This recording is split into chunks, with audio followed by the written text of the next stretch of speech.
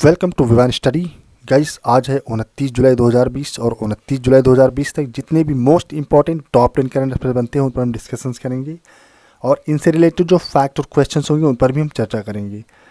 तो दोस्तों वीडियो को शुरू से लेके आखिरी तक यानी लास्ट तक ध्यान से देखिएगा। अगर आपको वीडियो अच्छी लगती है, हेल्पफुल लगती है तो चैनल को जरूर सब्सक्राइब करें, साथ ही साथ बेल नोटिफिकेशन प्रेस कर लें ताकि जैसे हमारे पास से डेली करंट अफेयर्स की वीडियो अपलोड हुआ करे उसकी लेटेस्ट नोटिफिकेशन और अपडेट सबसे पहले आप तक पहुंचे। और हाँ, अगर आपने हमारे चैनल को पहले से ही सब्सक्राइब कर रखा है तो चैनल को ज़्यादा से ज़्यादा अपने फ्रेंड्स और दोस्तों की सर्किल में शेयर करें। और आज की जो करंट अफेयर है इसकी PDF फाइल आप हमारे डिस्क्रिप्शन बॉक्स में जाके डाउनलोड कर सकते हैं, वहाँ पे लिंक प्रोवाइड की गई है। तो चलिए बढ़ते हैं दोस्तों आज की करंट अफेयर पर। तो गाइस आज की करंट अफेयर का सबसे पहला क्वेश्चन और बहुत ही इंपॉर्टेंट क्वेश्चन, और ये जो क्वेश्चन है ये इंपॉर्टेंट डे वाला क्वेश्चन है। तो 28 जुलाई को पूरे विश्व भर में कौन सा दिवस मनाया जाता है?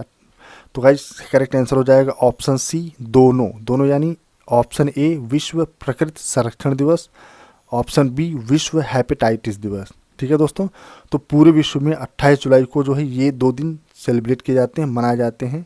और एक दिवस और माना जाता है जो इंडियन नेशनल लेवल का है, वो है वन महोत्सव दिवस। तो भारत में जो है आज ही के दिन 28 जुलाई को वन महोत्सव दिवस मनाया जाता है।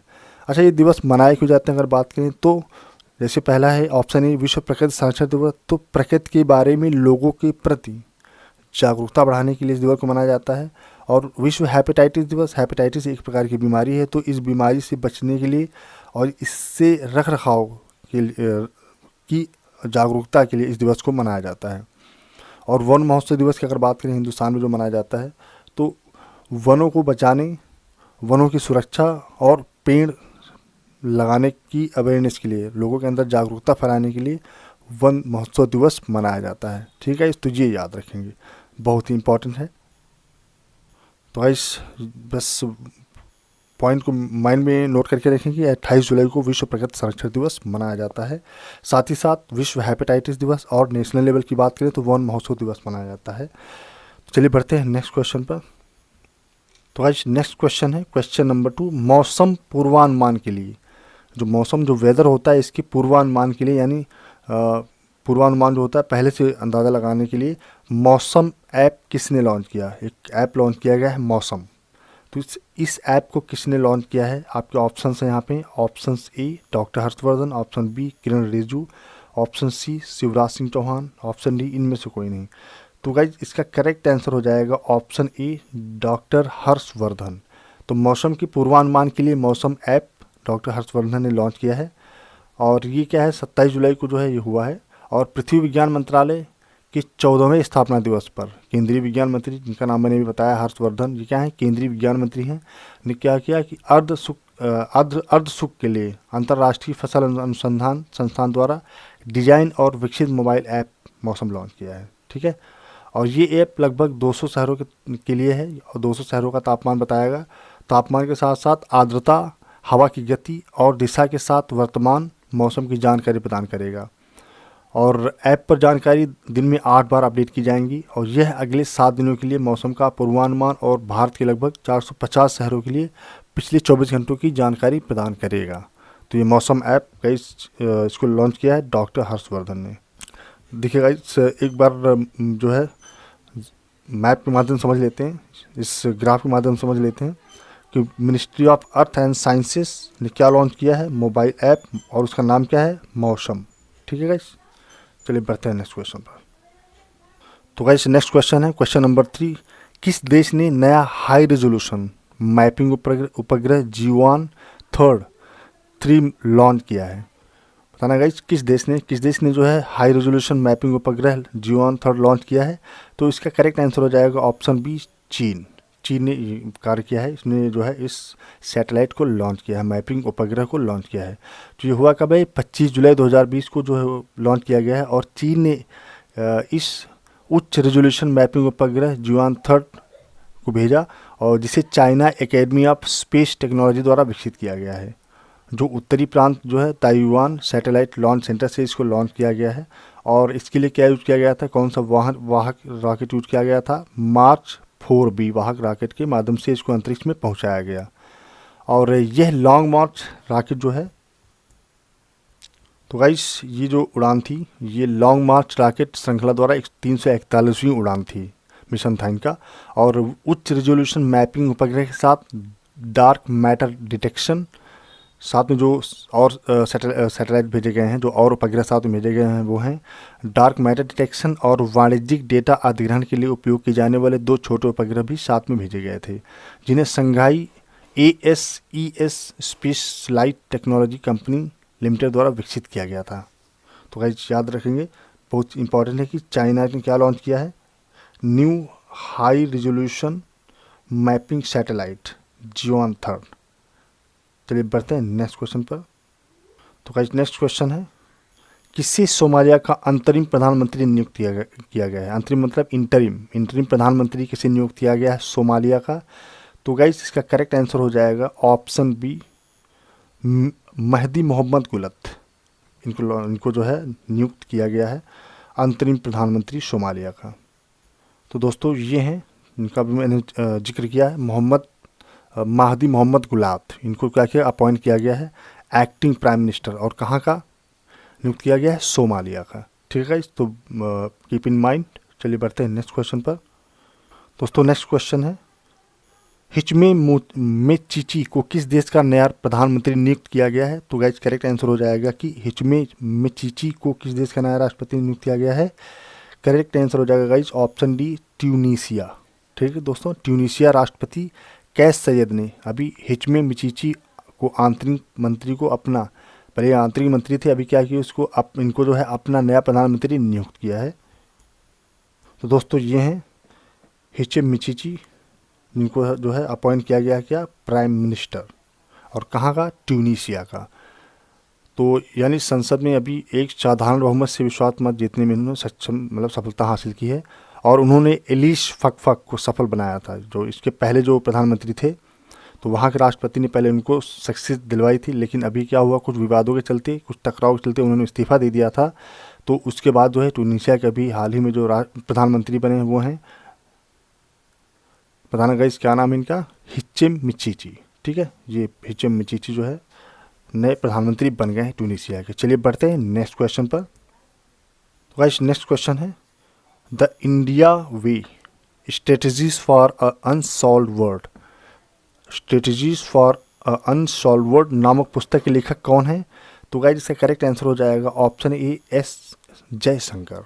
ठीक है, और अगर हम बात करें एस जयशंकर की, तो दोस्तों ये हैं एस जयशंकर जो स्क्रीन पर दिख रहे हैं, और the India way strategies for a unsolved world जो कि विदेश मंत्री डॉक्टर एस जयशंकर द्वारा लिखित एक पुस्तक है, और वैश्विक क्रम में भारत के मानकों के बारे में तर्क देती है। ये किताब, अगर इस बुक की बात करें, जो लिखी गई है जयशंकर के द्वारा, तो इसकी बात करें तो वैश्विक क्रम में भारत के मानकों के बारे में तर्क देती है। पुस्तक हार्पर कॉलिंस इंडिया प्रकाशन के तहत प्रकाशित हुई थी, और पुस्तक उन 3 बोझों के बारे में बताती है, बोझ मतलब बर्डन्स, उन 3 बोझों के बारे में बताती है जो भारत की विदेश नीति वहन करती है, जो हमारे इंडिया की जो फॉरेन पॉलिसी है उसको जो वहन करती है, जो 3 चीज़ें हैं जिनके बारे में वो बताती है बुक्स। तो अगर आप बुक स्टडी करेंगे तो आपको इसके बारे में पता चलेगा कि वो 3 चीज़ें क्या हैं। तो याद रखेंगे, बहुत इंपॉर्टेंट है कि the India way strategies for unsolved world, ये किसने लिखा, तो इसको लिखा है एस जयशंकर ने। ठीक है, चलिए बढ़ते हैं नेक्स्ट क्वेश्चन पर। तो नेक्स्ट क्वेश्चन है क्वेश्चन नंबर 7, किसने quest for restoring financial stability in India नाम की पुस्तक लिखी है। वो कौन सी व्यक्ति हैं जिन्होंने एक किताब लिखी है, quest for restoring financial stability in India. तो इसके लेखक हैं गाइस, करेक्ट आंसर हो जाएगा ऑप्शन सी, वायरल वी आचार्य। ठीक है, इस वायरल वी आचार्य की अगर बात करें हम, जिन्होंने एक पुस्तक लिखी है, तो गाइस वायरल वी आचार्य जो थे, ये जो RBI है, भारतीय रिजर्व बैंक है, इसके डिप्टी गवर्नर थे ये। ठीक है, और इनके द्वारा लिखी हुई पुस्तक है जो स्क्रीन पर आपको दिख रही है, quest for restoring financial stability in India, और इसको हिंदी में कहते हैं वित्तीय स्थिरता बहाल करने के लिए क्वेस्ट, शीर्षक पुस्तक लिखी गई है। और भारत में वित्तीय स्थिरता को बहाल करने के लिए पुस्तक बताती है कि कैसे इसको बहाल किया जाए और इसके तरीके क्या हो सकते हैं, और उनकी खोज को विचित्र करती है और निरंतर सुधार के लिए एक ठोस योजना पेश करती है।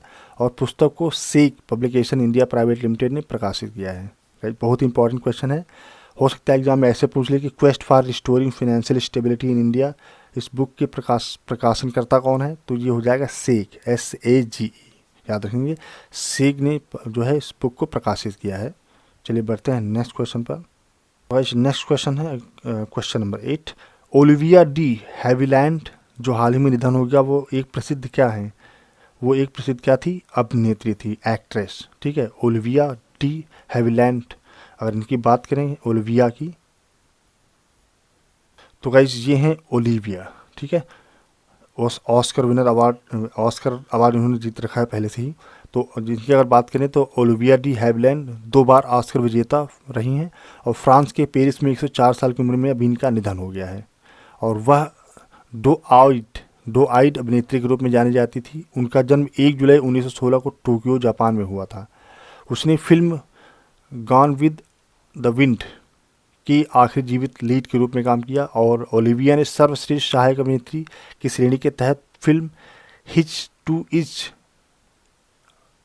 एवी ओन के लिए ऑस्कर पुरस्कार जीता। फिर से वह 1949 में उन्होंने फिल्म द हेई रेस के लिए दूसरा ऑस्कर पुरस्कार जीता था। तो गाइस याद रखेंगे कि ओलिविया डी हैविलैंड एक एक्ट्रेस थी। अगर क्वेश्चन में एग्जाम आता है तो ये एक एक्ट्रेस थी। ठीक है, चलिए बढ़ते हैं नेक्स्ट क्वेश्चन पर। दोस्तों नेक्स्ट क्वेश्चन है क्वेश्चन नंबर 9। किस राज्य या केंद्र शासित प्रदेश सरकार ने नौकरी चाहने वालों नियोक्ताओं के लिए रोजगार बाजार नाम से एक मुफ्त वेबसाइट पोर्टल लॉन्च किया है? एक मुफ्त वेबसाइट पोर्टल लॉन्च किया है, क्या नाम है उसका? रोजगार बाजार।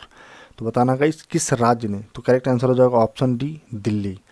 तो दिल्ली ने क्या किया? दिल्ली के मुख्यमंत्री जो अरविंद केजरीवाल हैं, अरविंद केजरीवाल ने वीडियो कॉन्फ्रेंसिंग के जरिए रोजगार बाजार 2020 नाम से एक मुफ्त वेबसाइट लॉन्च की है। अगर आप जाना चाहें इस साइट पर तो जो है HTTP या ऐसे कह सकते हैं कि www.jobs.delhi.gov.in लॉन्च की है। और जो भी नौकरी पाना चाहते हैं इस पोर्टल से नौकरी चाहने वाले और भर्तीकर्ताओं को एक मंच पर जोड़ेगा। मतलब जो नौकरी निकालते हैं, जो एम्प्लॉय होते हैं और जो एम्प्लॉयमेंट देना चाहते हैं, ठीक है, तो उन दोनों को आपस में जोड़ने का काम करेगा। जैसे कोई नौकरी ढूंढ रहा है और कोई नौकरी देना चाहता है तो आपस में जोड़ेगा। तो ये पोर्टल जो है रोजगार बाजार, इसको जोड़ने का काम करेगा लोगों को। तो बहुत इंपॉर्टेंट चीज़ याद रखेंगे कि honourable chief minister Shri Arvind Kejriwal launches Rozgar Bazaar. इसके माध्यम से कंपनी और एम्प्लॉय को आपस में मिलाने का काम होगा। चलिए बढ़ते हैं नेक्स्ट क्वेश्चन पर। तो गाइस आज करंट अफेयर का जो है मोस्ट इम्पॉर्टेंट क्वेश्चन और लास्ट क्वेश्चन। भारत ने संप्रभुता और अखंडता विरोधी गतिविधियों के आरोप में चीन के कितने और ऐप पर बैन लगा दिया है? तो दोस्तों करेक्ट आंसर हो जाएगा ऑप्शन बी, 47 ऐप्स। तो भारत ने पहले भी इनके जो है 59 ऐप्स क्लोज करके रखे हुए, बंद कर दिए थे, बैन कर दिए थे। और अभी हाल ही में भारत ने फिर संप्रभुता और अखंडता विरोधी गतिविधियों के आरोप में चीन के 47 और ऐप्स बैन कर दिए गए हैं। और ये सभी ऐप्स पहले बैन किए गए थे, लेकिन ऐप के जो क्लोन के तौर पर ये कार्य कर रहे थे, जो और इन्हीं के जो ऐप थे वो क्लोन के तौर पर काम कर रहे थे, लेकिन अभी सरकार ने इनको भी पूरी तरह से बैन कर दिया है। तो गाइज ये थी आज की करंट अफेयर। तो गाइज आज की करंट अफेयर इसमें जो भी क्वेश्चन कवर किए गए हैं बहुत ही इंपॉर्टेंट क्वेश्चन है। और आज की करंट अफेयर से रिलेटेड कोई क्वेरी, कमेंट, सजेशन या एडवाइस अगर आप मुझे देना चाहें तो मैं दे सकते हैं हमारे कमेंट बॉक्स में लिखकर। और गाइस आज थोड़ा मेरी तबीयत सही नहीं है, इसकी वजह से मैं वीडियो को सही तरीके से, आज की करंट अफेयर को सही तरीके से मैं बता नहीं पाया। कोशिश करूंगा कि कल की वीडियो में पूरी चीज़ों को पूरी तरह से एक्सप्लेन कर पाऊँ, पूरी तरह से आपको समझा पाऊँ। तो आज के लिए सॉरी, मिलते हैं कल की करंट अफेयर में। तब तक के लिए थैंक यू सो मच। जय हिंद।